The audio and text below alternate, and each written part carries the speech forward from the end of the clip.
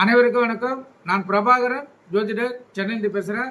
இப்போ என்ன சொல்ல போகிறேன்னா, இந்த ஒரு மனிதனுக்கும் தசைநாதன் தான் வழிநடத்தி செல்வார். அந்த தசைகள் மிகவும் முக்கியம். அதோடைய அடிப்படையிலேயே நம்மளுடைய வாழ்க்கை தரம் அமையும்.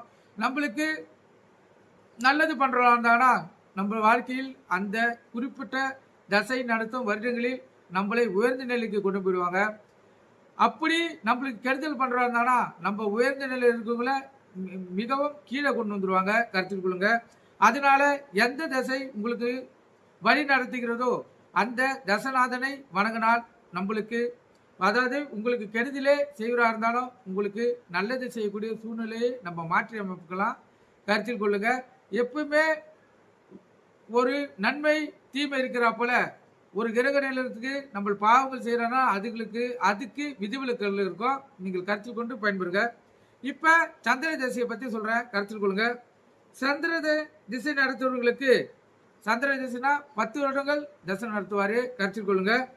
சந்திர திசை பாதகத்தை ஏற்படுத்தினால் திங்கட்கிழமை அன்று சோமவார விரதம் இருந்து அன்று மாலையில் அருகில் உள்ள சிவன் கோயிலுக்கு அம்பாள் சன்னதியில் நெய் தீபம் ஏற்றி வழிபடுவது அவங்களுடைய தோஷத்தை போக்கி உத்தமமான நிலை ஏற்படுத்தும். கருத்தில் கொள்ளுங்க.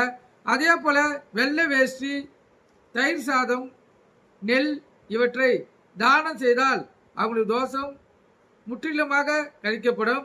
அதே போல பௌர்ணமி அன்று ஏதாவது அம்பாள் சந்திலியில் பால் அபிஷேகம் செய்து பால் கற்கண்டு பொங்கல் வைத்து வழிபட்டு அதை தானமாக கொடுத்தால் இந்த சந்திரனுடைய தோஷம் குறையும். கருத்தில் கொள்ளுங்க.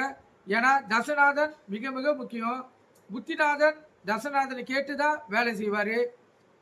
புத்தி பலமா இருந்தாலும் தசநாதன் பலம் இருந்திருந்தா அது பாதகத்தையே 175% செய்வாங்க. கருத்தில் கொள்ளுங்க. அதனால்தான் எப்ப பாத்தீங்கன்னா ஒரு தசை நடக்கக்குள்ள நல்ல வேலையில இருந்திருப்பாங்க. அப்ப வேலையெல்லாம் பறி கொடுத்துட்டு உணவுக்கே திண்டாட வேண்டிய சூழ்நிலை ஏற்படக்கூடிய வாய்ப்புகள் அதிகமா இருக்கும். அதனால் உங்களுக்கு எந்த தசை நடக்குது பார்த்து அந்த தசநாதனை பலப்படுத்துங்க. அதே போல அந்த தசநாதன் உங்களுக்கு நல்லதே செய்வராக இருந்தால் சுபராக இருந்தாலும் அவருக்கு செய்தினா இன்னும் மேலும் வலுவான நல்லதை உங்களுக்கு செய்யக்கூடிய சூழ்நிலை அமையும். கருத்தில் கொண்டு பயன்பெறுங்க. நன்றி, வணக்கம்.